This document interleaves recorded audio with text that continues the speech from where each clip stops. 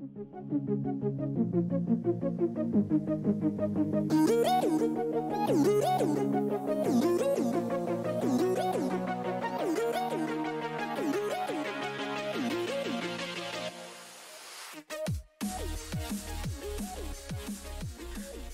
everyone, and welcome back to the Zone Blitz. As always, I'm Vince Miller, joined by my co-host Ashton Overholt. Ashton, how are you doing today?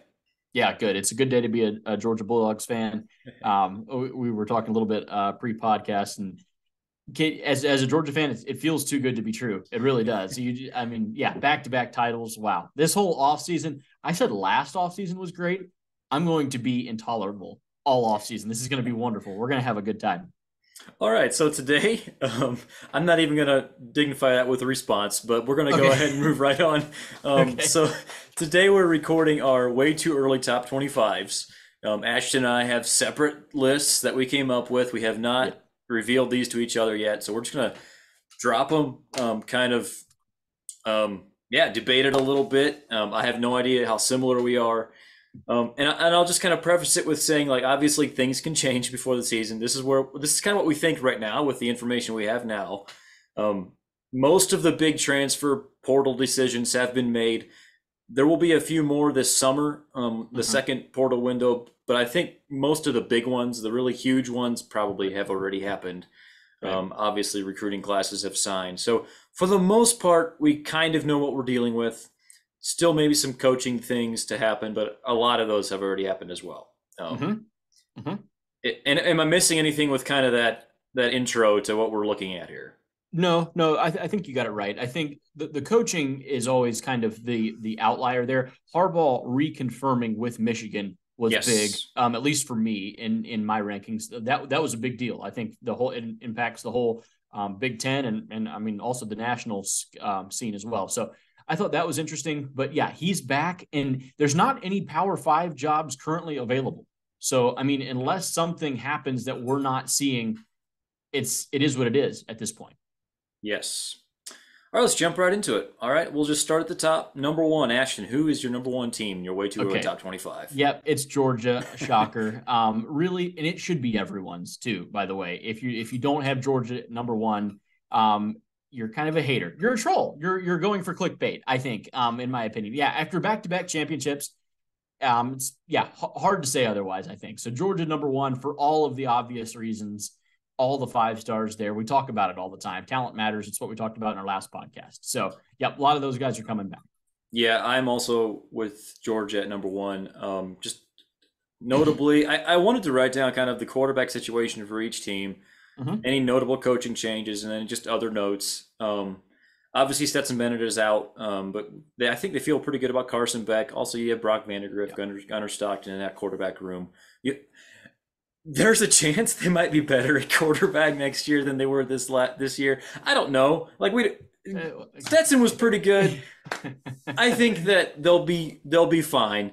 And then that's a dangerous comment, Vince. That's a dangerous comment. I'm not predicting it. I'm just saying it's possible. Yeah, we both feel the same way. It's kind of like something where the results have forced us into a corner to where you can't be like Stetson played so well, but it's still at the same time like Carson Beck's a thrower. Like that guy's he throws heat. So Brock Vandagriff's a lot of talent. So I agree with you. It's a tough time to say it just coming off of the performance he had. So we agree. I do think that I'll just quickly mention a few more thoughts on Georgia. I actually think their pass rush could be better next year. They have some young studs on the line, and they're bringing in some more. And this is maybe a hot take. Feel free to disagree with me as the resident Georgia fan. Okay. I think there's a slight chance with bringing in the true freshman A.J. Harris. I think there's a slight chance that they upgrade at corner as well. You wouldn't be alone. That's not that hot take. Like I think that's Keely Ringo is incredible. There's a lot of talk of Keely as a safety at the next level. Like he's a little too big for a corner. AJ Harris I'm serious. That guy has been there. He enrolled early and he has impressed by all accounts. Anyone that's seen him in practice has said that this guy is flying around. He's going to play year one, whether it's starter or in spot time, we don't really know, but he's going to get on the field. He's too good to not be on the field. So I agree. We kind of agree on a lot of things. The edge, you touched on the edge rushers. They're going to be drastically better next year. Kirby is literally throwing 5-star recruits at the problem. That was Georgia's problem last year. They couldn't really rush the passer well. They will be much better at it next year. Agree there. And agree on the secondary thing as well. I think they could be a little better next year. All right, number 2, Ashton. I have Michigan. Okay. And this is for the simple reason that Harbaugh's back, which we talked about. They're the reigning Big Ten champs. They beat Ohio State twice. Ohio State has to go through Michigan, and they have to go to Ann Arbor to do that. With a returning quarterback, with JJ McCarthy coming back, I really like that. Like I'm a big fan of what Michigan has. Blake Corum's also coming back. What's not to like there? That they're gonna be able to run the ball. That's what they do. And Ohio State's going to go to their place. I'm going to have Michigan ahead of Ohio State. I mean, we're kind of splitting hairs there a little bit. Mm-hmm. I think Michigan has the upper hand because they've won the last 2 times. And can Ryan Day get it turned around? Like we saw Ryan Day kind of ride Urban Meyer's coattails to a couple of wins against Michigan early on. Now it's went the other way, and he has to change that himself. Can he do that? Can he make that change himself? I think that it's more a statement of Ohio State than it is Michigan. But yeah, I like Michigan at 2. I'm so glad we have some differences. I thought you might have Michigan at 2. I didn't make my decision based on where I thought you might have them, but I actually have Alabama at 2. Okay. I know they'll lose Bryce Young. It'll probably be Ty Simpson or Jalen Milroe at quarterback, so that feels like a downgrade. I also feel like they're going to replace. Obviously, Pete Golding is out. He went to Ole Miss. Yeah. Bill O'Brien, there's a lot of smoke that he could go to the Patriots. He's gone. He left today. Oh, he did? Oh, I did not see that. Okay. He's out. I don't know who Alabama will hire to replace those guys, but I feel like they will upgrade at both coordinator positions. And I value that a lot. And it just feels like Bama is kind of being overlooked. Like I've seen them as low as 6 in some way to early top 25s. And that feels like the perfect storm. Like that's what Nick Saban wants. Tell me I'm wrong. You're wrong. You're so wrong there because I agree with you on a lot of the stuff. However, with Bryce Young has left the building. Without Bryce Young, Alabama's 8-4 last year, maybe 7-5. He Jason Bourne him to a couple of wins just by himself, just through sheer willpower. I don't really like their lines of scrimmage anymore. I don't really like, especially with Will Anderson leaving. I don't like their edge rushers that much. I don't really like their offensive line anymore that much. They haven't really been able to run the ball consistently.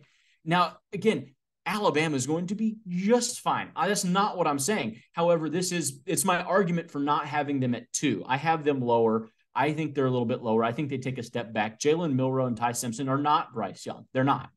Bryce Young was, for me, an all-timer and the best in the SEC and probably the nation last year. I think they take a step back. Now, they could easily still win the SEC, so easily. But yeah, for me right now, I have them lower. Yeah, I understand that. And I think the prevailing wisdom out there is agreeing with you. To me, it feels like they are right there with Georgia. Those are clearly the 2 most talented teams in the country. And I feel like I just put a lot of stock in the coordinator thing. I feel like they did not match the potential of their team the last several years. And I feel like they might actually do that this year, depending on what the coordinator hires are. If they go and they hire Dan Mullen to run the offense or Jeremy Pruitt to run the defense. Yes. Then you're feeling wow, that's something. But I mean, he didn't hit home runs with his last 2 hires. He didn't. Saban, right. Pete Golding was not in demand. I think he came from UTSA, I think is maybe where it came from. And Bill O'Brien was I don't know. There was definitely some frustration, and they're leaving, and rightly so. And we don't know who he's going to fill those coordinator positions with. And with all of that unknown, that's a little high for me to have Bama at 2. Fair enough. All right, who do you have at number 3? Here's where it gets dicey. I actually thought we were going to agree on 1 and 2. I really did. I thought you were going to go with Michigan at 2. Here's where it's going to get interesting. All right. I have the LSU Tigers at 3. Here's why I have it. You just have to hear me out on this one. Returning quarterback. I like year 2 in the system. I think Kelly and the staff will do a good job with Jaden Daniels there in that system. They have good receivers. Malik Neighbors is back. We get to have another year of Harold Perkins being that guy. He's going to get a full year this time. He didn't really play that much for the first half of last year. He's going to be better this year. Mason Smith will be back. He missed all of last year. That just a wrecker of an interior defensive lineman. Was supposed to be their best player last year. Correct. Yes, and probably would have, or possibly would have been had he played. Didn't play at all. They've got a number of transfers coming in at cornerback, like in the secondary, to strengthen the secondary. I really like this team. I think they have I like the experience coming back. I think Kelly will do a good job with that team. They've got weapons. Like everything about that LSU team, they overachieved year one. They did as just as a team and as a coaching staff. To win the West and to beat Alabama is overachieving. I think you have to justify this ranking, you pretty much have to think that they're going to go to Tuscaloosa and beat Alabama. Like that's pretty much where I have to go to. And I think they will. I think that LSU wins that football game. That's why I have Alabama a little lower, LSU higher than almost anyone I've seen. I have LSU at 3. That's impressive. I thought I was going to be a high guy on LSU in this pod. Oh, wow. Okay. I don't have them at 3, but I do have them fairly high. I love what they did at cornerback in the portal. Just addressing that need, which felt like probably their biggest weakness, at least on defense. Yes. And Jaden Daniels comes back, but also like Garrett Nussmeier looked really good when he played at the end of last year. So he did. And if I'm an LSU fan, I just feel comfortable having like those two guys. Like, and I don't know, maybe if I'm an Alabama fan, I might be hoping actually that they stick with Jaden Daniels, because I do think that there is a slight chance. There's a slight chance that Garrett Nussmeier might be better. I don't know. I'm not saying that definitively, but the point is you got two good options. And I actually pretty much disagree with that. Sorry, let me rephrase that. I actually pretty much agree with basically everything you said. I don't think they're going to beat Alabama. So I have them slightly lower. I figured I would be higher on them than most. And I say that as obviously a Notre Dame fan who probably is not real fond of Brian Kelly. I know. So like I am actually quite high on LSU. Right. Props to you for being that bold, having them at 3. My number 3 team is Ohio State. Shocker. Yeah, I have them ahead of Michigan. So you think they're going to beat Michigan? That's what you're saying by having them above it, pretty much. And I recognize that it might not make a whole lot of sense, but also I don't think that the last 2 years made a whole lot of sense. Well, I just feel like they're better than Michigan. The way they played against Georgia, I think that maybe that can be kind of what they need. I know they're losing C.J. Stroud, but I've heard a lot of good things about Kyle McCord. They also have Devin Brown. I think McCord is probably the guy going forward. They're going to have the best receiver in the country next year, maybe, and probably the best receiving core. A second year with at least an improved defensive coordinator, if not like you could argue that he underperformed relative to expectation last year. I do think some of that in the big games he did. The big games he did. Yeah, there's no doubt. I think that Ohio State is better than Michigan. And part of it is just the talent thing. They didn't lose Kevin Wilson, their offensive coordinator, but Brian Hartline, he was already on staff, and you have Ryan Day. Like Ryan Day's been calling the plays, and if it's not him, it's going to be Brian Hartline, and I feel like he's excelled at everything else he's tried to do. So I don't see their offense taking a major step back without Stroud, maybe a small one. And I think their defense probably gets a little bit better. I think that the Ohio State we saw against Georgia might be the Ohio State we see next year. Well, okay, then, I mean, that's my question is, why wasn't that the one we saw against Michigan? Because you're right. Sure. I agree with you. If Ohio State plays the level, like with that intensity and urgency that they played against Georgia, if they take that into the Michigan game, either of the last 2 years, they probably win at least one, maybe both of those games. I think that the Ohio State-Michigan game next year in Ann Arbor, I'm going to keep saying that. It's in Michigan. That's right. Like, I think Ryan Day will be borderline coaching for his job. And that sounds ridiculous. I know it does. But he can't lose to them 3 times in a row. Yeah, I don't think he can. I don't think Ohio State fans will accept that. So I think it's urgency is great, but it's a must win. And CJ Stroud was everything for that team. He was Superman. He was kind of what Bryce Young was asked to be for Alabama. Like where that, like our quarterback is just special, and we're going to ask him to go make all the special plays. Yeah.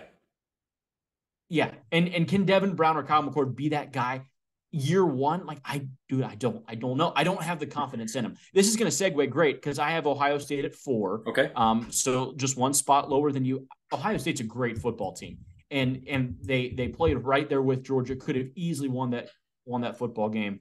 If you play that game 10 times, it's probably 5-5. Like, you could honestly say that. Yeah, no, I'm just a little uncertain about some of the coaching. Jim Knowles was not hired to come and do well early in the year against Toledo or Akron. Mm-hmm. He was supposed to come and shut down Michigan, shut down Georgia in big time late season games. That's what he was there to do, and he did not do that. So and then with the offensive with Stroud moving on, it's just a little more uncertain. So we're splitting again. These are the upper echelon of teams, and it sounds like I'm really going against Ohio State. Ohio State's a great football team. I have them at 4. They're still a potential playoff team. I have them at 4. Yeah. Okay, my number 4 team. This is maybe where I get a little off the rails, and I change this drastically based on some recent news. I have Clemson. I have the Clemson Tigers at number 4 in the country. And again, kind of back to the coordinator thing. They fired Brandon Streeter. I didn't think they were going to do it. I honestly, I just in our last pod, I was like feeling negative. Yeah, I was feeling negative about Dabo, and he did it, man. He fired Brandon Streeter and brought in Garrett Riley. I mean, that is home run hire. Run hire. Notre Dame plays at Clemson next year, and I've been kind of going under the assumption that Notre Dame should be maybe a slight favorite in that game. That's, man, I would love to feel like Notre Dame should still be the favorite against Clemson next year. I just don't know that I can go there anymore. Like, that is so huge. Like, I don't know if you can overstate how big that hire was. The fact that number one, obviously, Garrett Riley is a tremendous offensive coordinator. But number 2 is just showing Dabo's willingness to still think outside the box, still go outside his coaching tree and make something just make a tremendous hire. And I think that Cade Klubnik next year with Garrett Riley will be a massive improvement over DJ Uiagalelei and Brandon Streeter. So I don't know that their defense will be quite the same next year. I do think that they are probably, and the odds would maybe disagree with me. A lot of Florida State love. To me, Clemson is still the favorite in the ACC. And I think now they're also the favorite against Notre Dame. I think they could go 13-0 next year into the playoff, or 12-1. I have the same reaction to Clemson. I have Clemson at 5. Wow. Which is that we're both very high on Clemson. That was a home run hire for Dabo. And by the way, just timing with Alabama now looking for an offensive coordinator, Alabama would love to have Garrett Riley run their system. And for Clemson to get him before everyone else did. Ohio State also replaced the offensive coordinator. And granted, they did it internally. Clemson, in a year where a lot of people were looking for good OCs, Clemson went and got the best one. Yes. That shows just to how the pull that Dabo has. And we doubt him, we laugh at him, mock him, we think he's corny, whatever. He gets it done. That was a huge hire. I agree. It jumped them up a couple of spots instantly, I think. I think you get him with Cade Klubnik for an offseason with Will Shipley. There's the dual threat zone read type stuff that they can do. I think it opens up all kinds of really fun possibilities for their offense. I think they could easily be top 20, maybe top 15 in total offense next year. I think it's that instant because Max Duggan, look at what he did with Max Duggan this past year. This is Garrett Riley.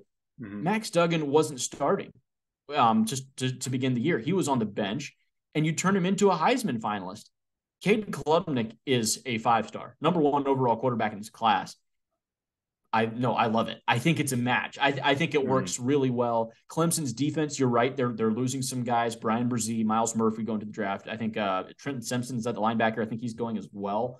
I'm pretty sure he's going. So yeah, you're going to be replacing some guys.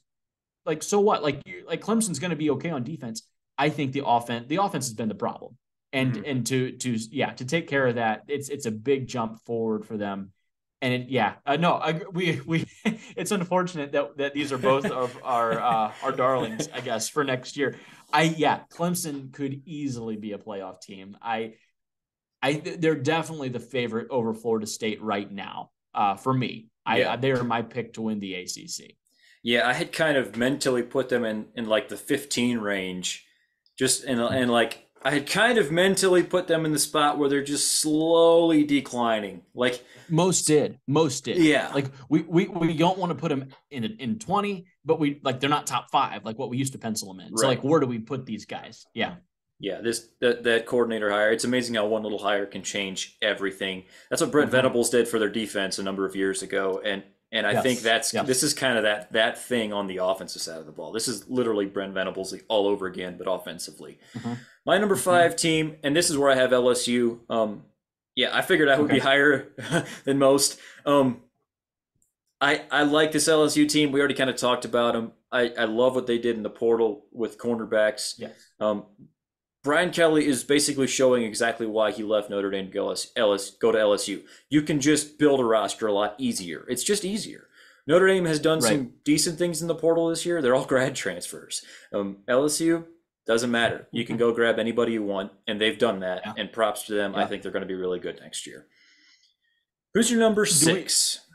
Do we want to just recap our top 5s? Yes.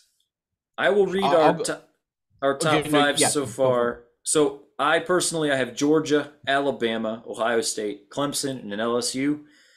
My notable one that I'm missing probably is Michigan. Ashton's top 5 is Georgia, Michigan, LSU, Ohio State, and Clemson. The notable one that he's missing is Alabama. So let's go to 6, Ashton. Yep, number 6. This is where Alabama comes in. I have them at 6, and I think the uncertainty with no coordinators right now is interesting. Now, had they went out and solidified, had they got a Garrett Riley at Alabama, had they got it, maybe they go hire Dan Mullen and like suddenly it's all your concerns are just taken care of. Like, that guy's going to come with instant offense. That's just what he does. I'm just waiting and seeing. I'm just going to wait and see. Let's just let this one play out. Let's let the quarterback battle play out. We don't know who the quarterback will be. And they're going to have some young, unproven receivers. Last year, Jahmyr Gibbs was their best receiver. Jahmyr Gibbs was a running back. He was their best receiver. He's not there anymore. How does that even work? So, who's going to step up? That's where it gets a little interesting for me. The defense has not been good for Alabama in recent years. Who do they get as the DC? There's just a lot of questions out there.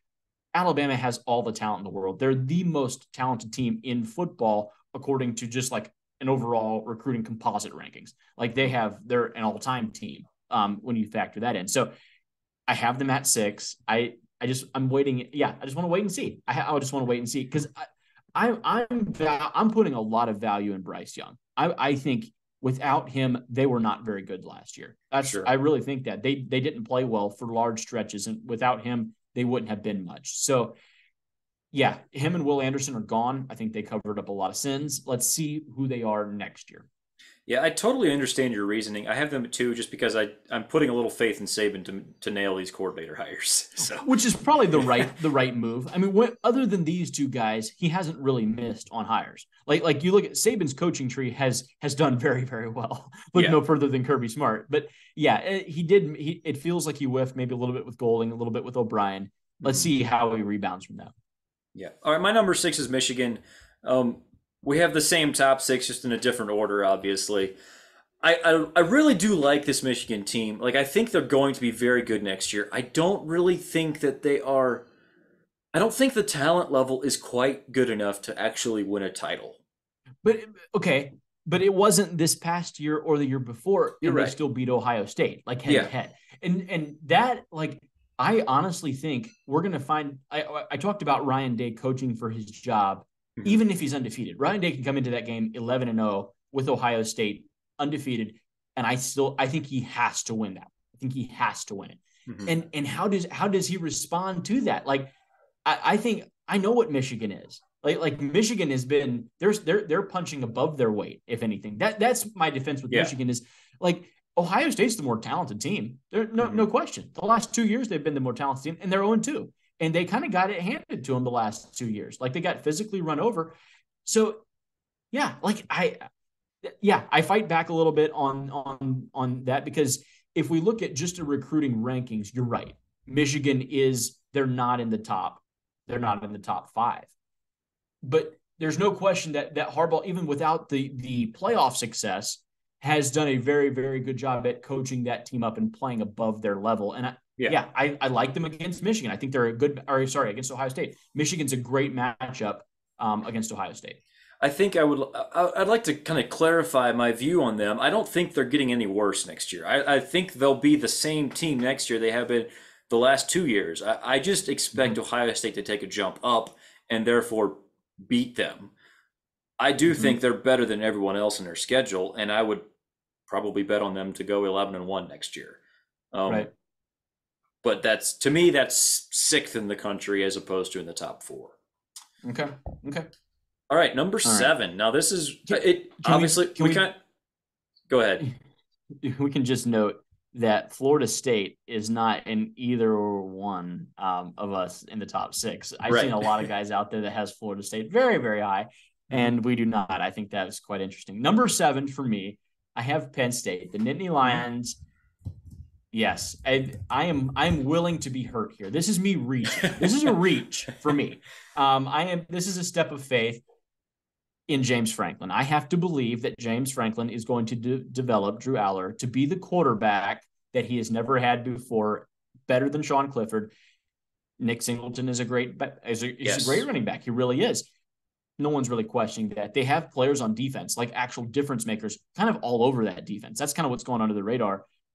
Manny Diaz kind of did a sneaky good job there. Their only 2 losses were to Michigan and Ohio State, both playoff teams. I mean, even if they do that, Penn State this year could have been the 7th best team. Like, you know what I'm saying? Like Penn State was a pretty good football team with only those 2 losses. So that's where I have them.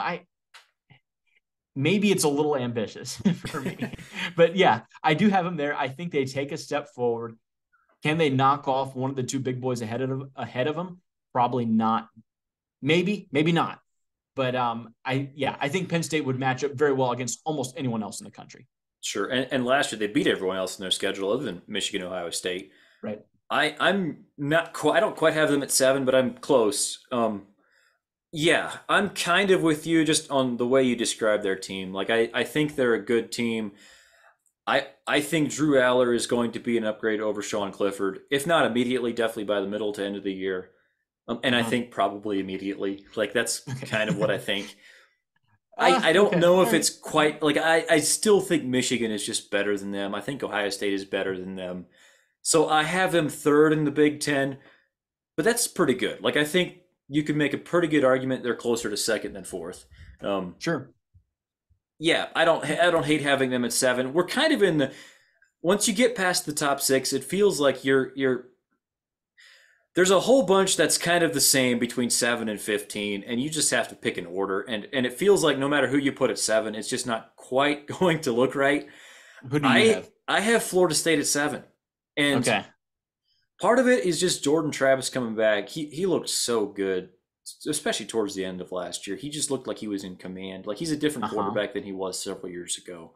And the other part is just the thing they just got studs in the portal this year. They kept some of their players that were supposed to go to the draft. Jared Verse, is that the guy's name? Probably a first-round defensive lineman. Yes. Mm-hmm. Yeah, I mean, just go through 24/7's portal rankings and just look at the players that Florida State is bringing in. They still don't have the depth that a Clemson does because they haven't quite recruited at that level. But if you compare like starters against starters, they're pretty much right there. Maybe not quite to Clemson's level, but they're the next best thing in the ACC. I think that we probably see these 2 teams play twice next year. The ACC will no longer have divisions next year. Right. And I think Clemson and Florida State will be the clear top 2. Now, I don't think that Florida State is quite as good as Clemson, so I have them below them. I do think they're right next to them. So I have them at number 7 in the country. If they lose twice to Clemson, they probably end up getting ranked a little lower than that. Right. But to me, I think I trust them based on how they looked last year, based on the quarterback, and based on what they did in the portal, more than any other teams in the 7 to 15 range. Yeah, no, I get that. They have some tough, and this is, you don't want to get too much into their schedule, but their schedule does matter and it comes into play. They Sure. open with LSU, which we love LSU, this year. Yeah. And then they have to go on the road to Florida and on the road to Clemson. And yeah, I think those are like, on the road at Clemson is difficult, especially for Florida State. If that's at home, maybe I feel a little bit different. It's not. So yeah, I have Florida State a little lower. We'll get to them in just a little bit. I have no problem with any of it. I agree. Jordan Travis took a big stride forward. I actually like Johnny Wilson, the receiver. The guy's a playmaker. Like, he really is. Down the field, he makes plays. Jared Verse coming back. He was a certain first rounder, or it seemed like, at least in all the mocks, he was going in the first round. For some reason, decides to come back. Like, that's huge. And we agree a lot on Florida State. I have them valued a little bit differently. I think just based on some of their schedule and the games, like teams they have to play against, who I like just a little bit more. And I should clarify too. I tried to pretty much avoid schedule. I mean, it could make it a lot easier to rank Georgia at number one, knowing that their schedule next year is not very strong. But I ranked Georgia number one because I think they'll be the best team in the country, at least to start the year. So like, I think Florida State might be the seventh best team in the country. You could also argue that they might go 10-3. So what does that mean? Yeah, I mean, no, I agree. That could easily be the case. This takes me to number 8, right? Number 8 overall. I'm going with Tennessee. Okay. The Vols. I think Heupel, the offense is going to click. Hendon Hooker, Jalen Hyatt, Cedric Tillman, they are gone. I do not think it's going to matter that much. It's going to take a slight step back, but only for a moment. I think either Joe Milton or Nico, one of those two guys is going to grab that job and run with it. I like Heupel's offense. I think he is a quarterback whisperer. I like the receiving core. Brew McCoy is back. Squirrel White, what a great name, Squirrel White. He's a really good receiver for Tennessee. Just, he didn't get that much playing time, just kind of because of some of the guys ahead of him this year. No, I like Tennessee a lot. Their defense is they're like sneaky tough. You think of like a team that has a high flying offense and like, well, like they're just going to kind of play bend but don't break, not going to be super physical on defense. Tennessee is physical on defense, and yeah, I think it's going to be interesting. Their defense isn't going to be great, but I think it will be enough to get the job done. And I love their offense. So yeah, for that reason, I'm going to put Tennessee at 8. It's a team that easily, if everything clicks for them, they could easily jump into the top 5 at some point in this next season. So I think the future's looking bright in Knoxville. Tennessee was one of the teams I struggled with the most. I think I moved them around several times, like significantly. Right. I'm with you. I could see them being a top 5 team next year. I do put a little more stock maybe in losing Hendon Hooker. If we had not seen that bowl game where Joe Milton looked amazing, he looked good. I think we would all be quite a bit lower on Tennessee. Yeah. And so I'm trying not to overreact to that. I definitely could see Joe Milton playing out of his mind again next year, just because that offense, it's such a great system, and I don't know why we don't see it more. It is a great offensive system. You mentioned Nico is also coming in. I don't know that he's quite ready. I don't expect him to be ready as a true freshman. No. And one thing that worries me, you mentioned they're losing Jalen Hyatt. It's also, they did lose a number of other guys on the line, both sides of the ball. It did seem like they're losing a number of other players that are not big names, but I have them a little lower. So I don't hate where you have them. Yeah. We're kind of in that muddle where it's hard, and I ended up a little lower on them than I expected to be originally. Okay. Yeah. So my number 8 team, and I feel like I might be going on a limb here a little bit. Call me a homer. I'm taking Notre Dame. Wow. Okay. I'm putting a lot of stock in having Sam Hartman and even Tyler Buckner healthy, hopefully, as a backup, compared to having Drew Pine last year. I do think that their offense was very limited with Drew Pine at quarterback. Looking back on it, there were some games where Tommy Rees really did not do very good. And I was pretty hard on him from time to time throughout the season. I also think that if you look at it kind of in the big picture view, he actually did get quite a bit out of Drew Pine, um, for what he had to offer. And I'm not trying to just trash on Drew Pine. I do think that Sam Hartman is a different animal. Um, I like what they did at receiver this offseason, both with the freshman class. Also brought in Caleb Smith, who's Virginia Tech's top receiver this last year. Not going to be like a 1,200-yard receiver or anything, but just kind of solidifies the room. Their running back room is going to be, I think, just incredible. Yeah. I think it's going to be really good. Is Tyree still there? Tyree still there? If he doesn't transfer, I mean, yeah, he's there, and he might be the number 3 or 4 running back next year, depending on Jadarian Price, Jeremiah Love. They might move him to slot. Who knows? They will have no shortage of options at running back next year, and I think they'll have the best tackle tandem in the country. And they lose Michael Mayer, but it's tight end you. There's like 3 other guys on the roster that have NFL potential. I think the offense has all the pieces to be top 10 offense in the country. The defense, I don't think is going to be quite top 10 level good, but it still feels like a solid defense to me.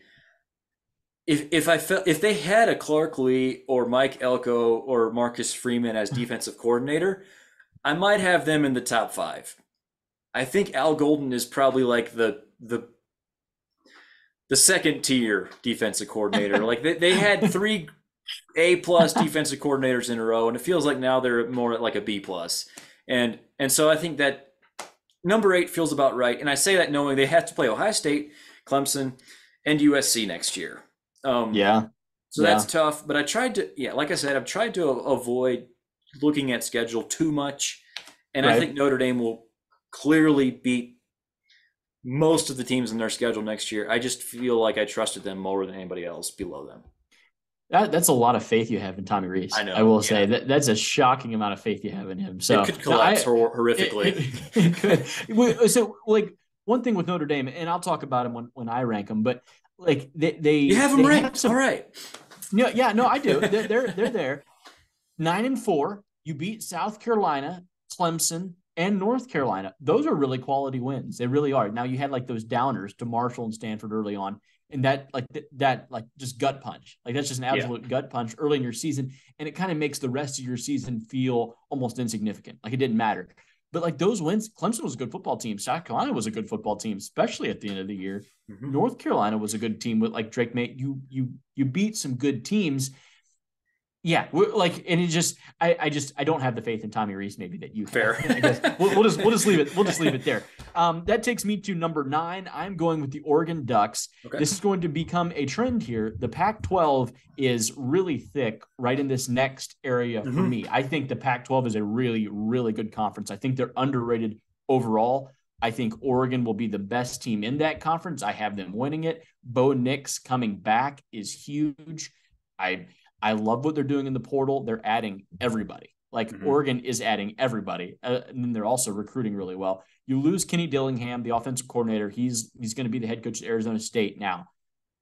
I think they're going to be fine. I really do. Like the offense may take a small step back, but with Bo Nix, all the experience there, I think the defense will be better with Dan Lanning. I think he'll have, just another year to kind of get some of his guys in there. I like them. I think they do. I think they'll match up really well in the Pac-12, which is a super good conference. I don't think we talk about it enough. I was just going through this. The Pac-12 is deep. And I really like just the amount of good teams they have. Like their 1 through 6 can go with any other conference. I'm convinced of it. I think they're really deep there. So, I have Oregon at 9. I think they come out on top. You're kind of splitting hairs there a little bit. There's a lot of teams really close. Bo Nix's decision to come back was what did it for me. I think they have a really good year next year. They've, come in for me at number 9. I was just slightly lower on Oregon. It was almost like Tennessee. Like I could not figure out where to put them, especially because of just the glut of teams in the Pac-12 at the top. Like there's a clear, 4, you could argue 5 teams that are just all right there. Right. I ended up having them at the bottom of those top 4, but I don't believe it strongly. I think mostly it just kind of came down to losing Kenny Dillingham. And I think Will Stein, they're higher. Like, I think he'll be good. I don't know if he's quite Kenny Dillingham. Like, Kenny Dillingham is kind of one of those names that in coaching circles, he was very highly revered. Yeah. Yeah. And He was. He was. yeah, like I'm not trying to trash on Oregon. Like I think they're very good. I think you could be right. They could even be higher than what you have them. Yeah. This is just very hard, kind of in the middle of the top 25, and I didn't have them quite as high. Okay. My number 9 team is Penn State. I think you had them at 7. I did. Yep. We already talked about them. I think they're going to be good. 10-2 feels about right again. Probably lose to Michigan and Ohio State, but with Drew Aller, with Nick Singleton, like you never know.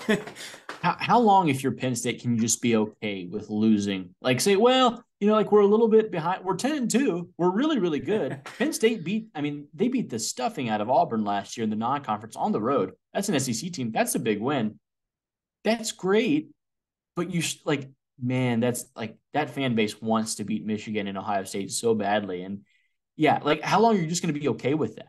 Like, I guess maybe that's my question. Like, because yeah, like we're both on the same page. We think they're really good. They've got some good young pieces. Mm-hmm. And if Aller, really becomes that guy at quarterback, they could challenge Michigan and Ohio State.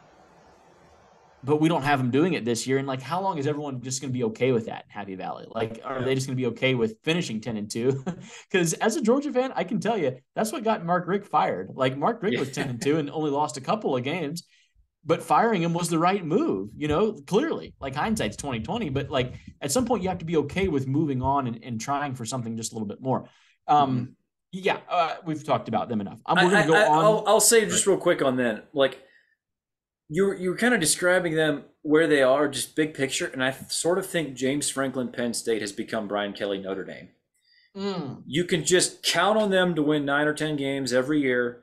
Yeah, and compete with most of the big boys, but every once in a while they get blown out when there's a clear talent disparity. And that's like the outside perspective is you should be happy. Like you should be happy going 10-2 every year. But when you're in that fan base, you kind of wish you had the guy that recruited top 6 classes instead of top 12 classes. And right. And I get it. And it's just very difficult. Like obviously Brian Kelly made the decision for Notre Dame and left for LSU. And it's one of those rare, like possibly win-win. Notre Dame was worse this last year without Brian Kelly. I actually, like, you would be hard pressed to find a Notre Dame fan, a lot of Notre Dame fans that are not more hopeful about the future than they were with Brian Kelly there. And I'm not saying that to trash Brian Kelly. I think he probably could win national titles at LSU. I also think that Notre Dame was never going to win a national title with him. And they might with Marcus Freeman. It's higher ceiling, lower floor. I think, and to circle this back to Penn State, Franklin needed to go make a splash hired offensive coordinator to shake things up. Yeah. Like then you feel a little bit different. You do, like, because say he goes and gets Garrett Riley. Like we keep talking about Garrett Riley, but like say he go get someone like a big name, Dan Mullen. We've thrown his name in a couple of times. Proven offensive commodities to come in and help develop your quarterbacks and your offense, because his track record of developing quarterbacks is not that great. It's really not that great. Yeah. So yeah, like the talent's there. He's recruiting. He's had some big time recruiting classes, but can he shake things up? Can he do things a little bit differently? Is he willing? Yeah. Is he willing to change? Is he willing to give up some control? Manny Diaz has been great for them. But yeah, can they go get an offensive mind and take the next step? Because I think it's proven that you do need both. Like you need a really good offense and a really good defense to win at the top level. You can go 10-2 being really, really good at one. You can look at Tennessee for an example.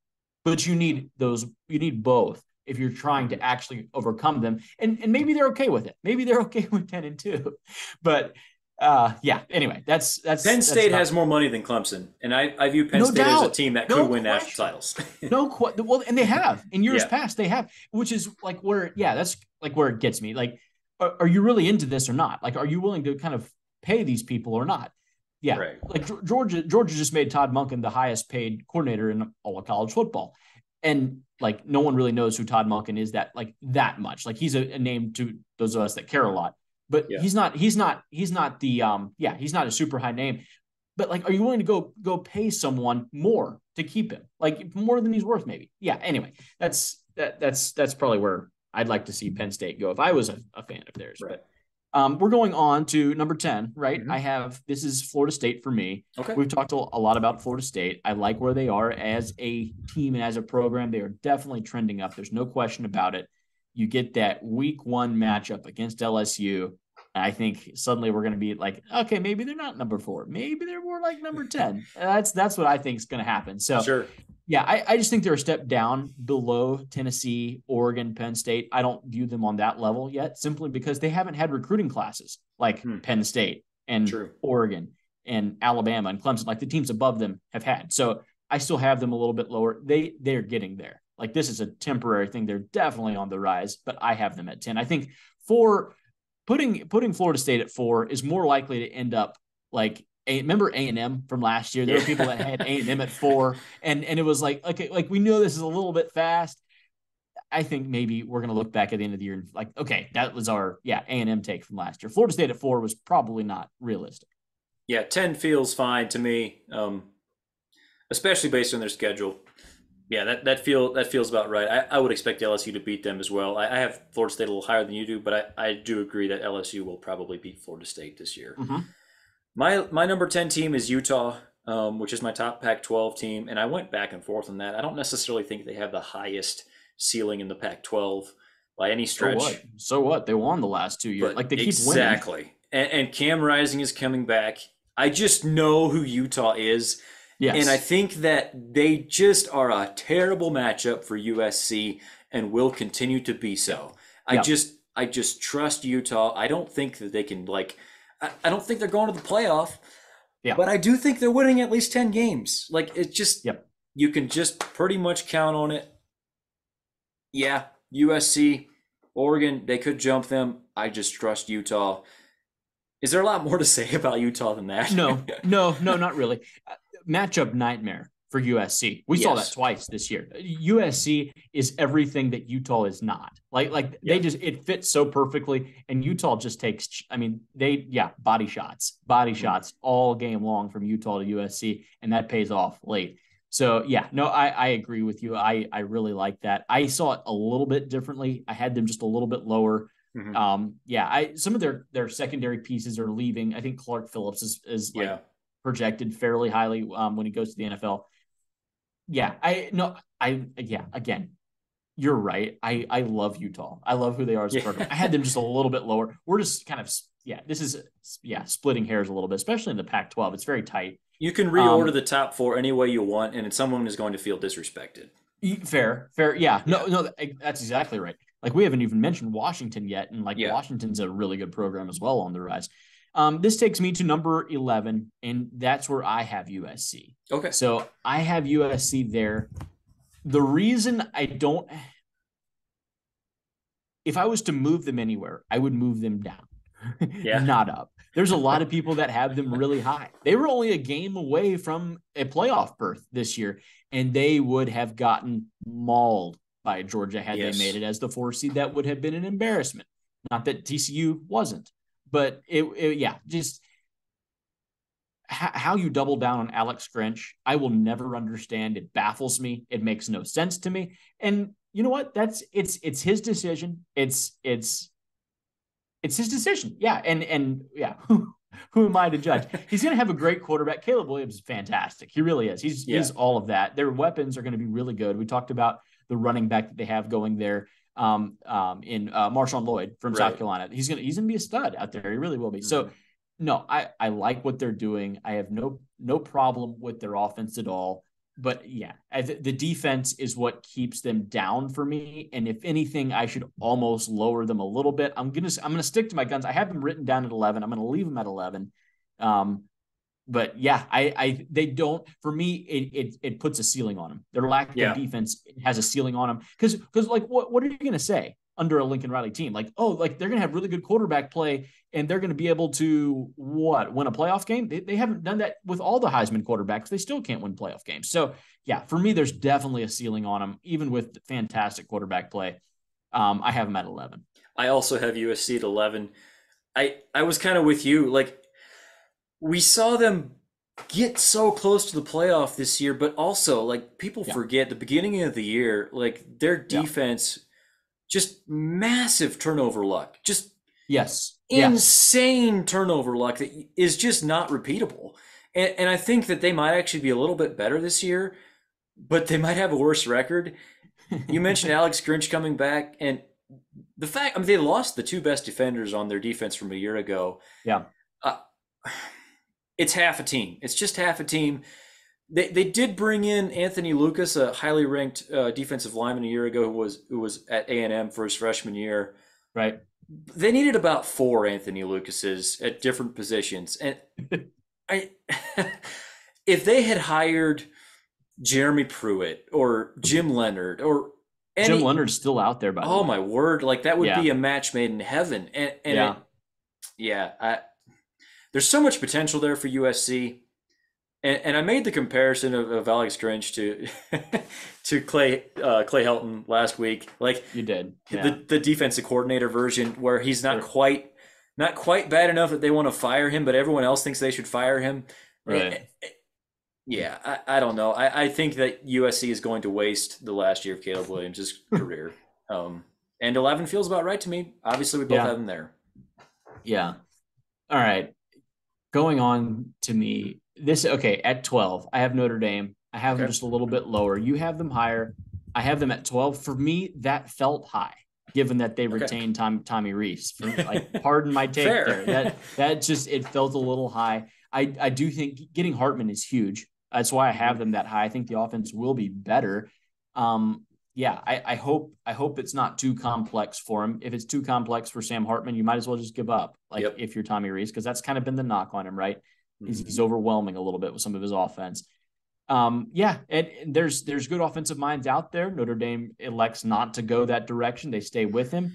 And you have to make your bed at that point. Like, you have chosen that, and it's too late now. So you're in. You had your chance, and now you're all in.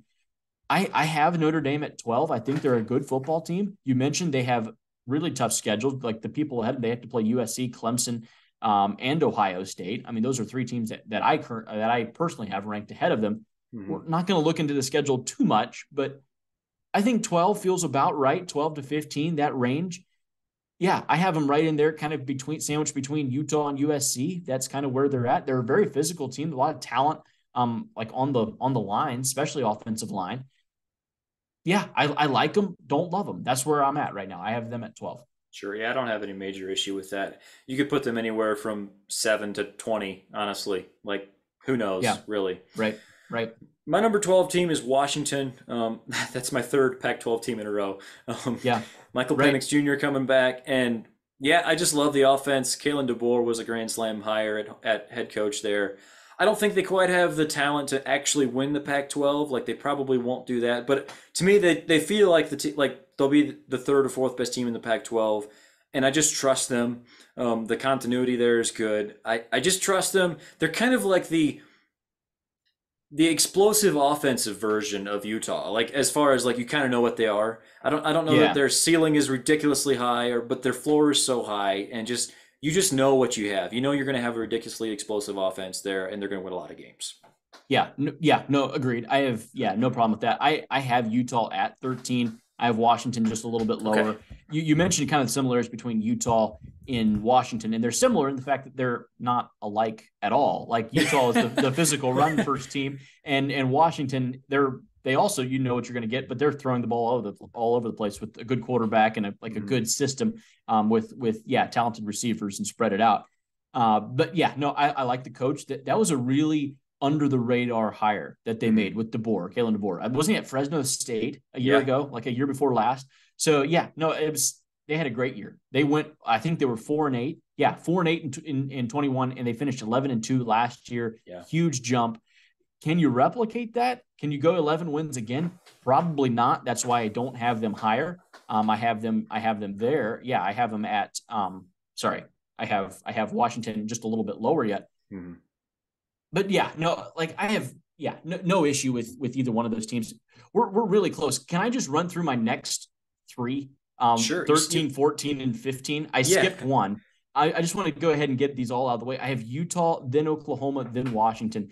Okay. And I had them. They were all so close. They're really talented teams that have like good quarterback play. Like that's where I Yeah. think that they're at, like with all of these guys. So I had them, yeah, and they're very athletic, and they're not USC or Oregon level, and they're not North Carolina. Like so, like I yeah, that's where I had Utah, Oklahoma, and Washington 13, 14, 15. Mm-hmm. Yeah, I think they're interchangeable for me, completely interchangeable. So Yeah. that's I literally filled out my bracket, or as yeah, filling out the numbers and just going through, and I had a gap, so I started at the top and then I started at the bottom, and I was like, I don't know what to do with these teams, so I just like threw them into the middle because like they have to go Yeah. somewhere because they're right in that level. So that's who I've got. Yeah, I don't have a whole lot to say really anymore on any of those. Mm-hmm. Oklahoma, you have any comments on my Oklahoma being at 14? Is that too high?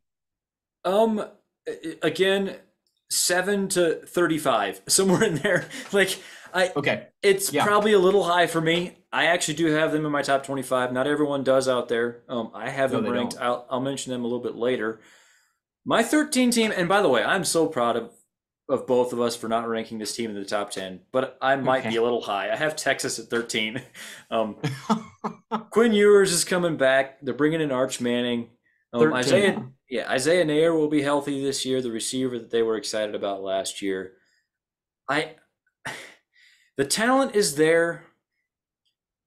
Sark has done a consistently B minus job so far, and and maybe it's What? just more of the same. I do think they were a little better than their record this last year, and that's maybe what I'm maybe counting on, maybe like a regression, but maybe that's the wrong word, progression to like what they actually are. Like water will find its level. I don't think they're a Uh-huh. top 10 team. I think they're kind of right after that, though. Tell me how wrong I am. Yeah, I mean, I think you're wrong. Like, I That's think they're fine. quite a bit. I think they're quite a bit lower. Are we sure about Quinn Ewers? Like that's kind of where I ended up a little bit at the end of last year. There were games that did not look good. They did It's true. not. So, and then he had some games where it's like, this guy really is nice throwing the ball. Like, okay, I don't think Arch Manning is ready year one. I don't. I don't Fair. think Arch Manning's going to get almost any playing time aside from mop up duty. So I think it's Quinn Ewers' job with Texas for Texas. I'm not buying it. Like Okay. people buy in every year to that. It's like the Longhorns. Like this year, it's Yeah. this year, and now it's this year, and now it's this year. They're like the like what the Cubs used to be. And yeah, I guess you are a Cubs fan. Apologies, didn't mean that as a No, that's slight. okay. But I like we keep embrace buying it. into them. Yeah, no, like we keep buying into them. And at the end of the day, they were 8-5. Like they were good, but eight Yeah. and five is. I mean, you're borderline top 25. So yeah, I like prove me wrong, maybe is kind of where I'm at with Texas. If you get up there and you beat some of these teams and have some consistency, I would love to see some consistency from Texas.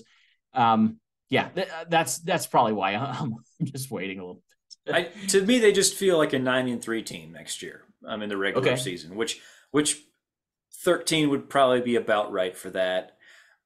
I Yeah. have No, it no would. That's issue right. with. I don't even have an issue with people leaving them out of their top 25. Like I totally get Okay. it. No one wants to get burned by Okay. Texas again, and that's why I didn't have them in the top 10. Although also I just don't think they're quite top 10 worthy.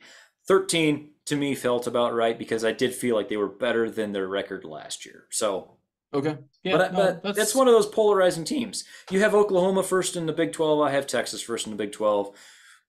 It could be neither one of those. It could be either one of those. Who knows? The Big 12 is kind of they. like the Pac 12. You just don't know what's going to Yeah. happen.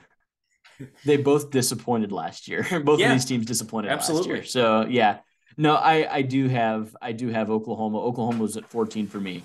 I Hmm. do think that there's a bounce back for me. I think they bounce back. The recruiting class was great, by the way, for Oklahoma. I don't Yes. think we talked enough about that. Oklahoma recruited very well, so I think Mhm. there's a bounce back year for Oklahoma. I trust them more. They haven't let me down as much as Texas has. We'll say that. So 14 is Sure. Oklahoma. My number 14 is Wisconsin. Kind of probably a little higher on them than the industry average would suggest. You But are, yes. I love the fact that they hired Luke Fickle. I love the fact that he went and got Phil Longo from North Carolina as offensive coordinator. Don't we all? Don't we Uh, all? and also, like Graham Mertz is no longer the quarterback. They're bringing in Tanner Mordecai and also Nick Evers from Oklahoma, who was a true freshman a year ago, Mhm. highly regarded. I love the fact that they brought in two, and they both have Yes. what I feel Right. like are a lot of potential. I don't know who's winning that job. I think Tanner Mordecai is probably the favorite. I also think that just having two guys like that, like they are going to have good quarterback play, at least compared to Graham Mertz. Braylon Allen is Agreed. still there. He's already tweeting about how he won't have to be running into 9-man boxes anymore. Is he really? Let's go. Yes. You always felt sorry for him. They also brought in C.J. Williams, a transfer receiver from USC, who was a top 100 recruit a year ago. Um, Okay. and I just trust Luke Fickell and Phil Yeah. Longo. Yeah. Fickell can cover most of the defense. Longo will take care of the offense, and I think that Wisconsin, to me, feels like the clear number 4 team in the Big Ten. To me, like I would be pretty surprised if they don't win at least 8 games next year. I wouldn't be shocked if it was 9 or 10. We agree on almost everything. Like Nice. I love Wisconsin. I love the hire, the offensive coordinator hire with Longo. Why Notre Dame didn't go after him or Penn State? That's Ugh. another guy. This is another offensive name that we talked about. Guys, like yeah, I'm not the guy that always is into the whole run and gun. Let's try to put up 60 points on the opposition. That's not really me. But there are certain offensive minds out there, and Georgia now has one with Todd Monken. And when you watch them call plays, it's like oh my good, like the defense has zero idea what's happening, Yeah. zero. And whereas sometimes with some offensive coordinators, I know what's happening, and like I'm just sitting there on the couch, like, well, this is going to be a run to the left. Like we all know what's going to happen, and yeah, there are certain guys that just have that creativity, and it just clicks for them, and it's art. It's not even just play calling; it's art that they're out there. Like it's a form of art. So yeah, huge hire for Wisconsin. I couldn't Yes. believe it. It's yeah, and then the fact that Graham Mertz then transfers to Florida, who's like our arch rivals. It's just like chef's kiss. That was wonderful. Yes. My number. We need to kind of keep going here. 15 for me is Washington. We Right. talked a little bit about that. We love them. They're like Utah, just completely different. So Yeah. very consistent, and they're just another cog in the wheel of what is a very very deep Pac-12. Yeah. I have Oregon at 15. Yeah. Pretty much the floor maybe for where I thought they could be. We kind of talked about them already. 16, I'll just mention mine real quick because we already talked about them. I have Tennessee at 16. Feels low to me. I know it's low. That's really low.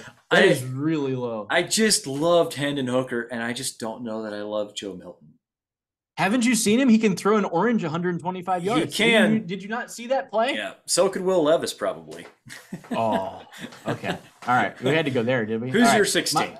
16's Wisconsin. Okay. For all of the reasons, I'm high on them as well. We're kind of on the same wavelength. You get really, really good offensive minds, and Tanner Mordecai, by the way, he's had some good years. Yeah.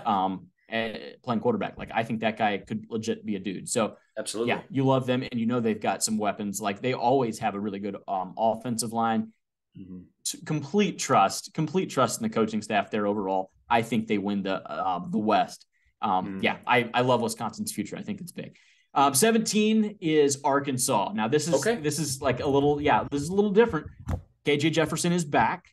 He might be the best quarterback in the SEC. Like I think he's that good. With Rocket Sanders, I love that tandem there. I think they run the ball well.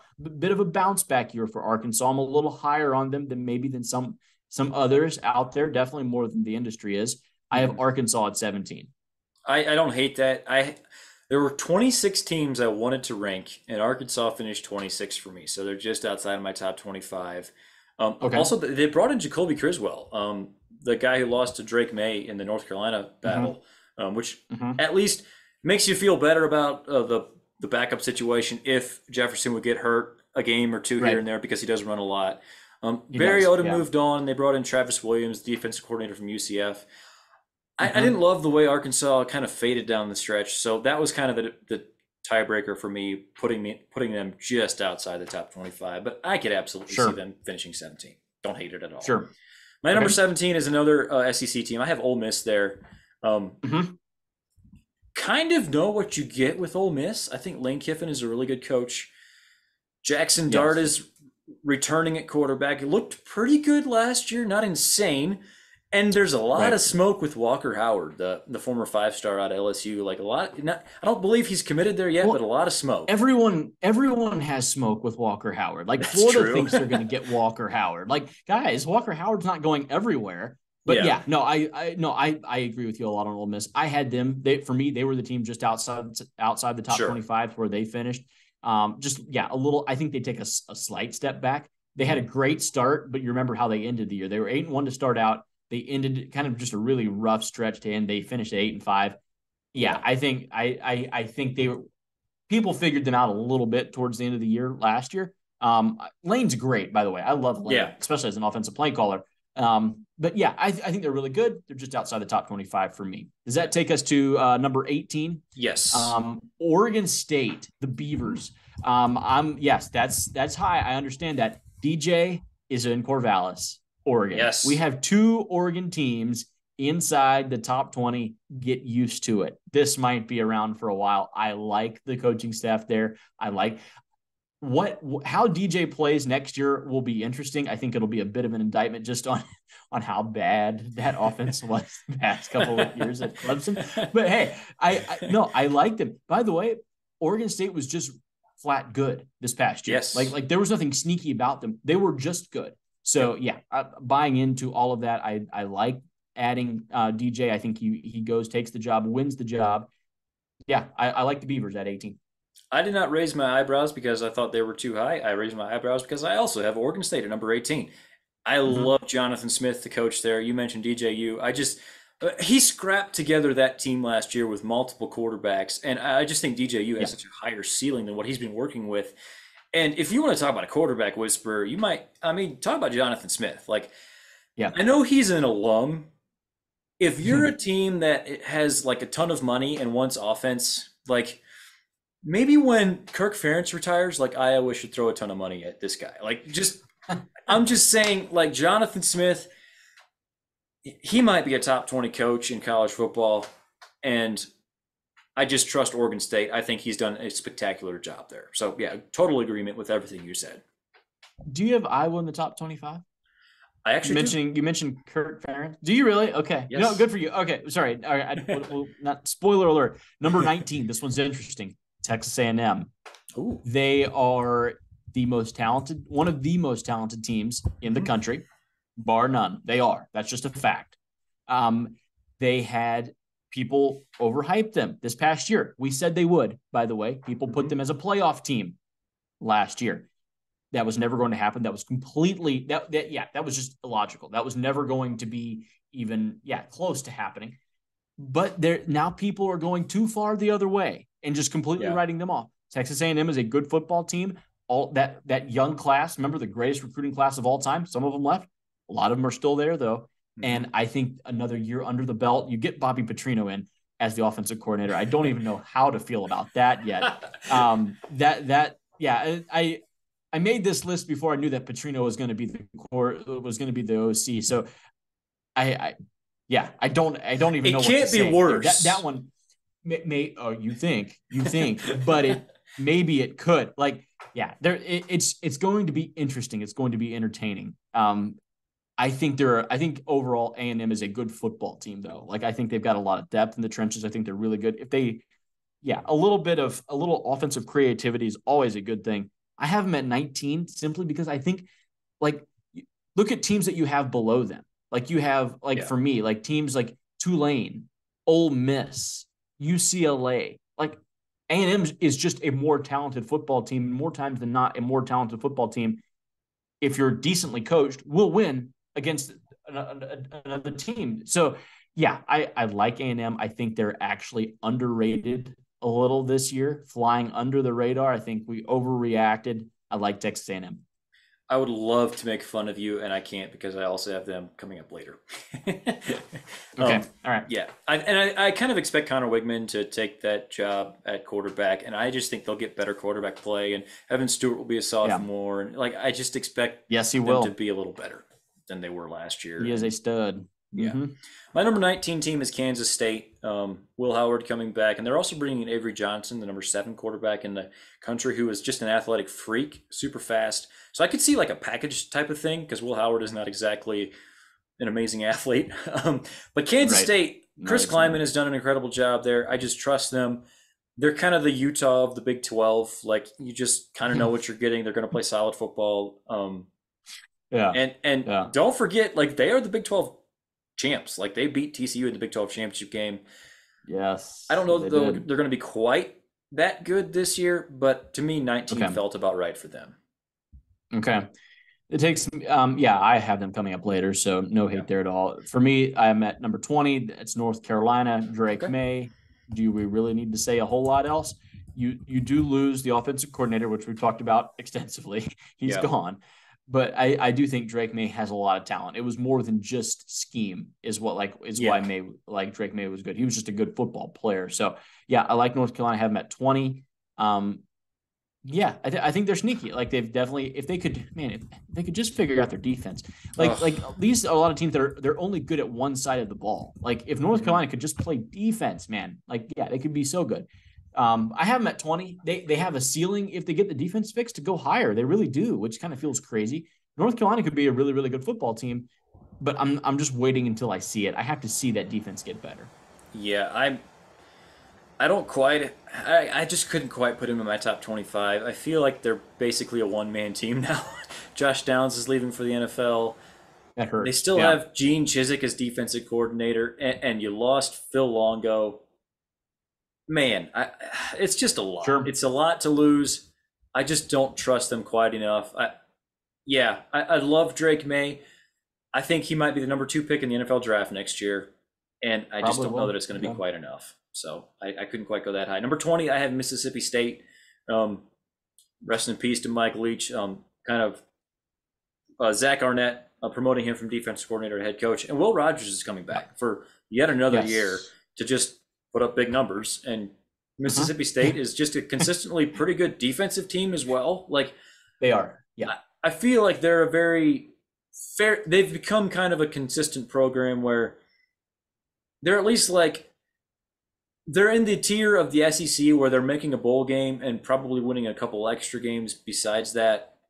And they're not going to actually compete for the conference or anything, but bottom of the top 25 somewhere feels about right to me. Yeah. No, they're a team that going on the road to Starkville is not fun for anyone. They're that kind of team. Sneaky, just a bad matchup. You mentioned Will Rogers. That guy's going to have so many records, school records, SEC records, and just maybe even national records at this point. That he just continues to throw just for a ton of yards. Be interesting to see how it works out now with a new head coach again. Rest in peace to Mike Leach. But I have them just outside. I didn't have them quite that high. For me at 21, I had Kansas State. Okay. That's where that's just kind of where I went with it. For all you had them just above. I think you had K-State at what, 20? 19. 19. For all of the reasons, the consistency that they have there. We think they're well coached. The reigning defending Big 12 champs need to put a little respect on their name. So 21 for Kansas State. Okay, my number 21 team is Oklahoma, bringing back Dylan Gabriel. Obviously, Jackson Arnold, the true freshman quarterback, coming in, just kind of helped solidify the depth chart there. Bringing in a great recruiting class and also some pretty good pieces in the portal. Dason McCullough, the edge rusher from Indiana, who was really good as a true freshman a year ago. I like their team. I think that this might sound bad. I need to see this coaching staff do a little bit more. I like the offensive coordinator, what he's done in the past. I don't know that Brent Venables is really a head coach. I don't know. It was disappointing last year. They were just not very good a year ago, and no doubt, just barely made a bowl game. And so maybe I have that. Maybe I'm overreacting to that. I still have them third in the Big 12, so it's not like I have them dropping off a cliff, but. Right. I think there's not enough appreciation for just how hard it is to be in the top 25. Sure. There's really good football teams that are not, they're 30, 30 to 35. They're really, really good teams. And Oklahoma, by their own lofty standards, had a terrible year. But I agree with you. I think it's really hard. I think it's really, really hard to consistently always be there. I think it's overlooked sometimes. Yeah. That takes it to me at 22. Yes. For my number 22 is Illinois, the Fighting Illini, Okay. Brent Bielema. Luke Altmaier, by the way, the Yeah. Ole Miss transfer, possibly could be the starter there. I would think he will be. Their running back is off to the draft, but no, I like Illinois. I like what they do there. The Bielema is perfect for Illinois. Yes. Almost. He was perfect for Wisconsin. And yeah, he's kind of that way at Illinois now, where physical, run first, run downhill. We're gonna go maybe go play action, but not a whole lot. Like we're gonna do a lot of running and play really sound defense. Illinois should have beaten Michigan in the second to last week of the regular season. You will not be able to convince me otherwise. Illinois is a really, really good football team. I think they're capable of pulling an upset and beating a top team like they almost did last year. So yeah, I like Illinois. I think they're on an upward trajectory. I do. I have them sneaking in just to the bottom end of the top 25 at number 22 for the Fighting Illini. I don't hate that. I had them just outside my top 25. I felt like they were kind of scraping their ceiling last year. And I think, Maybe. With some program building, they can raise that ceiling. I don't know that. Right. Yeah. Part of the reason I had them outside is because I think another team in their division will elevate a little bit. I have Iowa at number 22. Okay. And this is purely because I don't know if you can overstate how big it is going from Spencer Petras to Cade McNamara. Like it's just so big, and their defense was just so good. Their offense is still not going to be good. I think it could raise from absolutely putrid to depressingly below average.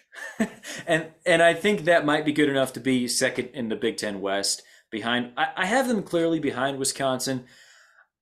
I think that they upgraded just enough at quarterback that they'll at least be almost competent next year on offense. Hopefully that includes like getting rid of Brian Ferentz. I don't know if anything has been decided there yet. No. Okay. Yeah. I'm putting a lot of faith out there in Cade McNamara and the defense. You hate all it, I don't really you? have to say, Iowa is sound. Iowa is fundamentally sound, and they're on defense. They are correct. They tackle very well. Your punter and your defense can only score you so many points, man. Yeah. And like how you stay with Brian Ferentz. Same thing with like USC and Alex Grinch. Like when you have someone that is so clearly not up to par, why are you and you have options, by the way. You're Iowa. You have options. You do. It doesn't. I will never understand that. I don't get it. I don't know if there's blackmail involved, but it seems like there must be somewhere.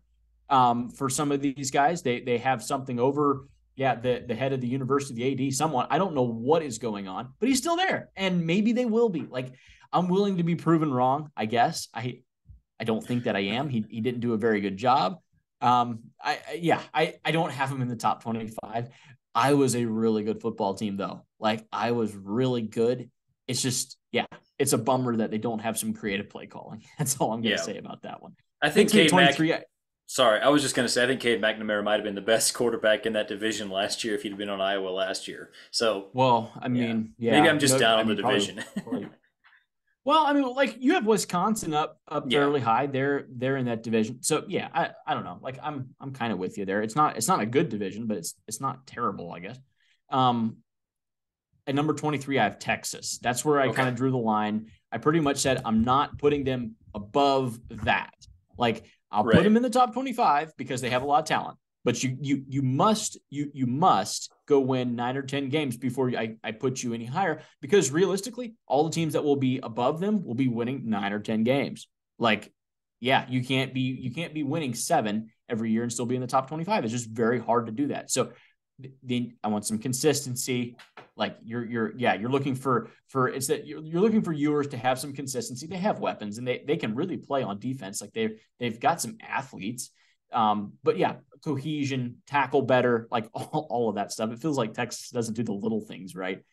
So that's where I drew the line. They're really good. They have a lot of upside. I just want to see it first before I rate them higher. 23 for me. Yeah, I don't hate. It feels like you have kind of the strategy of like, don't be the guy that consistently gets burned on Texas. Just be the guy that underrates them until they actually prove something. And I'm totally okay with that. Yeah. Yeah. 23, I have Kentucky. Um, Okay. Mm-hmm. I don't know that there's just a ton to say about them other than like they feel fairly consistent. I like that they're bringing back Liam Cohen, the offensive coordinator. They fired Rich Scangarello after 1 year. Um, Yeah. bring back Liam Cohen, who had a good year with them in 2021. And you could argue they upgraded from Will Levis to Devin Leary. I think that was an incredible get in the portal. I don't know if it's necessarily an upgrade. I just like hating on Will Levis, so there we go. I think Devin Leary is really good, and I think with Liam Cohen, they'll be probably just slightly better than they were a year ago. Yeah, no, yeah, I have no problem with that. I think it's unfortunate for them, but the SEC East has gotten a lot better. In Could yeah, be. in his absence, I think you've seen Tennessee really get aggressive with it. You saw South Carolina even towards the end of last year really take significant strides. Yeah. I don't hate it. It leads into my next one at number 24. I have South Carolina. I Okay. think it was one of those two teams. It would have been South Carolina or Kentucky. I have South Carolina. Spencer Rattler is going to be coming back for another year. Juice Wells, the receiver, is coming back for another year. I like what Shane Beamer's doing there. I do. I think there's really good energy there. South Carolina finished. They finished was it 8 wins? No, 9. They finished. Did they finish with 9 wins? They beat Can't Clemson remember. and Tennessee in their last 2 games Yes. of the regular season to eliminate both of those teams from Yeah. playoff contention. I like that was all-time year for South Carolina, like a spoiler role for them. I think they take another small step forward. I like Spencer Rattler. Towards the end of the year, that guy was absolutely slinging it. It looked like there was some. Yeah, he looked like he had found some confidence. It definitely was not there for the first part of the season, but he found it towards the end. I like where they're at. I think they continue to take a small step forward. 8-4, I think that's doable for South Carolina. Again, that would put them right here in this range. I think they maybe sneak up and knock another team off like they did this year. Like someone they're not supposed to. I'm not saying they're going to go beat Georgia. I think that's tough to do, but I think you can beat Clemson again. Like I think you can beat Tennessee again. So yeah, I like South Carolina. I think they pull an upset somewhere. I don't hate that. They were one of the teams I considered. I didn't quite put them in my top 25. I didn't like that they were kind of losing a lot of the big names in their team in the portal. Yeah. It just felt like it was a little shaky. Mm-hmm. Yeah, I'm not sure what to think. I think Shane Beamer's a good coach, and long term, I think the arrow's probably pointed up. I did think that maybe the Tennessee game at least felt like smoke and mirrors. Clemson is definitely going to be better this next year. I don't think they're going to beat Clemson again. Um, Mm-hmm. I don't know that they're going to actually be worse next year than they were this last year. I think that maybe their record won't be quite as good. That's what you said last year, Vince. Yeah, I know. That's literally word for word what you said Sure. last year. I think I might have to. They had a killer schedule last year. Think of the teams they had to play against like this past year. They played Georgia. You got absolutely taken apart by Georgia. You play Clemson and Tennessee, who were both in serious playoff contention. Not like outside playoff contention, but like win and you're in type of playoff Yeah. contention. So yeah, like and to go they went 2 for 3 in those games. So like that's I agree with you. On paper, it does not look fantastic. Like they have a really difficult schedule. They do. They I like also them though. got Like they fight. killed by Florida and lost to They Missouri did. by 2 scores.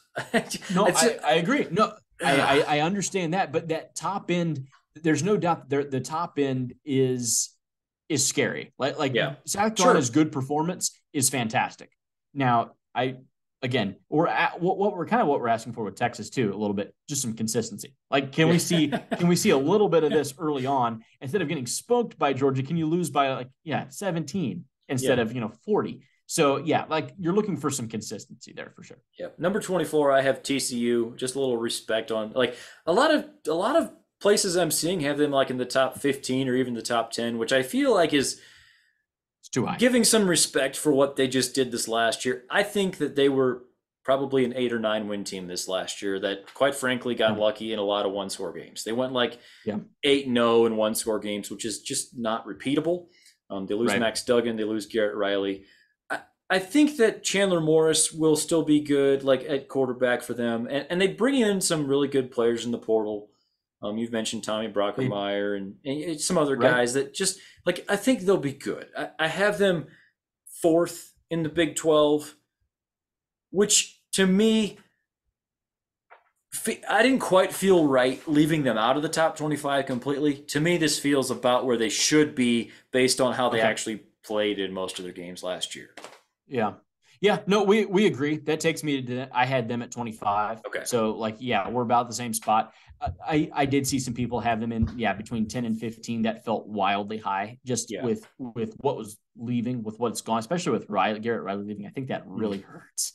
So, yeah, I mean, that's a shot. So, but there's no doubt that the talent that they brought in, Trey Sanders, another name, Yeah. former 5-star running back from Alabama, that they bring in Jack Besh, the receiver from LSU, he's a good ball player. So like they brought in some transfers. It's raised their floor. They're not going to be going 7-5 or 5-7 anymore. I think I have them as a top 25 football team. I think I have them also as fourth in the Big 12. I think they're kind of right in there behind the big boys. Kansas State, Oklahoma, and Texas. So I have them behind. So yeah, I think they're interesting. That's kind of where I draw. I didn't want to put them any lower because I mean, why would you after a season like they just had? You do have to kind of you do have to understand that there's talent there for them to get to 13-1 and be playing for a national championship. And even if you do get smoked, so what? You played for it and won a playoff game. That was more than just Max Duggan. There's some legit pieces on that football team. So yeah, I have them at 25. I think that's pretty fair. I think I would expect to see them about that range at the end of the year next year. Yeah. My number 25 team is Texas A&M. We kind of talked about them. I feel like that they're just too talented for it to be quite as bad as it was last year. The sophomore class will be maybe they might have to carry the team, and I don't think they can carry them to a top 10 ranking. Like I'm absolutely not falling for that crap. But 2025, like I think they can be the number 25 team in the country. So oh yes, not falling for that crap. Yeah, no, I like that. There's a lot of people not falling for that crap this year, which I think is good. We didn't need to fall for it last year. Who do you have at 26? Who is the team that just missed it? Arkansas. I okay. wanted to rank them. I just couldn't quite do it. The way they finished last year, the last half of the season, I just didn't quite feel right. Wouldn't be shocked at all, and I'll actually be rooting for them. To do better than that. They're my favorite SEC team, by the way. I lived in Arkansas for a couple of years, so I'm rooting for them. So okay. Not Georgia. Georgia's not. Don't tell my wife, but no, sorry. They're close. I don't hate Georgia. It's fine. Okay. All right. I had UCLA at 26. They just missed the cut. Okay. I like what they do. I like with the running attack, I think is really interesting. Like that zone rushing scheme, I think is effective too. Like, and then you bring in the 5-star Moore, the quarterback. Mm-hmm. I think that's your future. Is he playing next year? Probably not right away. But we'll wait and see. I think UCLA made some noise this year early, kind of faded a little bit towards the end. But there's something there. With Chip Kelly, I really like the offensive scheme. They're more physical than you think. Mm-hmm. I don't know what it is. Maybe it's the powder blue uniforms. You just think that they're not going to be that physical. They're not Utah, Mm-hmm. But UCLA is very physical, especially on the line of scrimmage. I like what they do. It's kind of they just missed it for me. Yeah, again, all of these teams are really, really good. I think UCLA is a good football team. So they just missed the cut for me. I had Ole Miss and Tulane also is just kind of guys that just didn't make the cut. Right. Yeah, I think Dante Moore, who you mentioned, there's a real chance that he could be the best quarterback in this class and could be number 1 NFL draft pick someday. Just saying. Yeah. Yep. All right, let's just kind of go through the list again. I'll read yours first. Ashton's way too early, top 25. We'll post these on Instagram. Mm-hmm. Ashton, number 1, Georgia. 2, Michigan. 3, LSU. 4, Ohio State. 5, Clemson. And then Alabama, Penn State, Tennessee, Oregon, Florida State round out his top 10. USC, Notre Dame, Utah, Oklahoma, and Washington, his top 15. Wisconsin, Arkansas, Oregon State, Texas A&M, and North Carolina. And then Kansas State, Illinois, Texas, South Carolina, and TCU.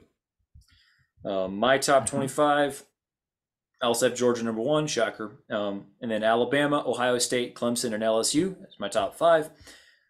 6, Michigan, Florida State, Notre Dame, Penn State, Utah. 11, USC, Washington, Texas, Wisconsin, and Oregon rounds out the top 15. And then Tennessee, Ole Miss, Oregon State, Kansas State, and Mississippi State. And then my bottom 5, Oklahoma, Iowa, Kentucky, TCU, and Texas A&M. Mm-hmm. And believe it or not, these are actually both completely accurate compared to all of the other sites. We nailed these, just saying. So I feel really good about mine. I have LSU at 3. That is bold. I just want a pat on the back for how bold that is. And Clemson at 5. There's a lot of people out there kind of just trashing Clemson in general, saying like Dabo had to answer a question at his press conference. I heard the other day, how far have you guys fallen? This was right after they lost to Tennessee, by the way, in the Orange Bowl. Like how far has your program fallen? Like, how do you keep this from falling into just poverty, like a poverty program? And he was just like what? Like we won 11 games, won the ACC. Like, we're not trash. Like, the standards for that some of these guys have is wild. And it's the expectation is also crazy. Like, Clemson was a good team last year. They were. Objectively, they won a conference. They won one of the 5 Power 5 conferences. That's hard to do. Like, I just think there's not enough credit maybe given to some of these teams that just they're not maybe going to the playoff, but they are winning a lot of football games and staying in the conversation. Yeah, so I guess if you're talking about teams that Ashton and I are both higher on than kind of the general consensus, it'd be LSU, it'd be Clemson, and then also Wisconsin was another team that we both had pretty high. So watch out for those teams. Bet your life savings right there. Just saying. Okay. Did anyone have A&M? No, I guess A&M was probably – I had them at 19. You had them, what, 25? 25, so, I guess I had Oregon State fairly high. Does that count as bold? Yeah, Not really. we both had them at 18, and I actually saw them kind of in the borderline top 20 at a number of places. So I don't know that we're, like, wildly high on them, but I think that maybe the casual fan out there might not realize that they're that good. So. Okay. Yeah. I had Florida State and USC at 10 and 11. I thought that was interesting. Yeah. Like that was low compared to almost everyone out there. Right. So they're not deep enough up front in the trenches. That's just my opinion. They're not there defensively yet. Any other news we should talk about before we wrap this episode up? I'm scrolling Twitter. You always have to be so careful. Right now, there's so much happening too. It's like every just a few minutes. A.D. Mitchell, our receiver. Yes. Adonai Mitchell, who catches a touchdown in literally every single playoff game. He has I think Texas is allegedly throwing a whole bunch of money at him sometime tonight and tomorrow to see if they can get him out there. That would be not fun. For those of us. But no. Other than that, I don't think there's been any other big coaching hires. To my knowledge, just keeping an eye out for who Alabama hires. Like, the greatest coach of all time is out trying to hire an offensive coordinator and a defensive coordinator. Mm-hmm. And just that, I think that's going to shift stuff. Like, does he go get a head coach? He can get whoever he wants. So who's he going to get? Like, I just think that's fascinating. Keep an eye on the Alabama hires. Absolutely. I should just mention, just kind of on the, we're both a little interested in the NFL draft because it obviously pertains to college football players. Sure. I saw a mock draft on The Athletic today that had the Colts trading up to number 1 for Bryce Young, and then the Houston Texans taking Will Levis at number 2. Well, so I want that to happen so bad. That could have been maybe before like C.J. Stroud declared. Remember, because he wasn't declaring, Stroud wasn't. They had him a couple picks later. So. Oh, well, yeah, that's on them then. How you can watch CJ and then Will Levis, and I won't get it. It will never make sense to me. I have been trying to understand the Will Levis hype. Before April comes, Vince, I will get myself into a place to where I will be the Will Levis fan on this podcast. I'm going to get myself there somehow. And I think it's going to be like what my strategy was with sports betting. Like, when everyone it's so it's like a rat line. Like, it's so far the other way that they must know something. They clearly know something I don't. Maybe he's really good. He does interviews well or something. I don't know what he's going to do, but he's going to. Is he Justin Herbert? Maybe. Well, no, Herbert was pretty good in college. Yeah, but not Herbert had some good stats.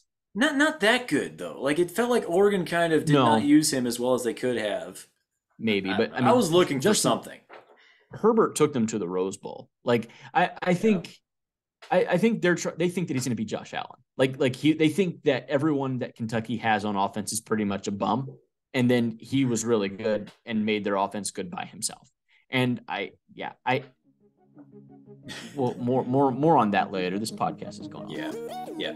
I've been wrong before. We'll see. Anyway, thanks everybody for listening. Have a great week, and God bless you all. Go get Bryce Young, Colts, please.